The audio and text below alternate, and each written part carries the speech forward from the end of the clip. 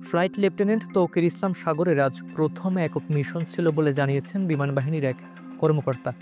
বিমান বাহিনীর সেই কর্মকর্তা জানান, তৌকিরের আজ প্রথম একক মিশন ছিল। একটু আগে তিনি ডুয়েল ফ্লাইট পরিচালনা করছিলেন।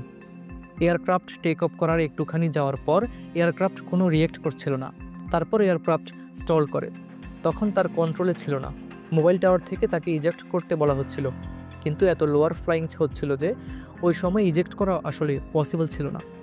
তিনি চেষ্টা করছিলেন যে অন্যভাবে কিছু করা যায় কিনা, কিন্তু দুর্ভাগ্য তিনি তা করতে পারেনি।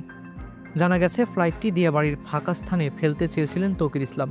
এজন্য বেশ কিছু সময় ধরে চেষ্টাও চালাচ্ছিলেন, কিন্তু শেষ পর্যন্ত পারেননি। জেটটি বাউন্স করে মাইলস্টোন এলাকায় গিয়ে আছড়ে পড়ে। সশস্ত্র বাহিনীর ওই সদস্য বলেন, শুরুতে তৌকির বেঁচে ছিলেন, তার পালস পাওয়া গিয়েছিল, কিন্তু এখন তিনি আর নেই। এর আগে তাকে হেলিকপ্টার MI-17 করে রাজধানীর একটি CMH হাসপাতালে CCU-তে ভর্তি করা হয়েছে।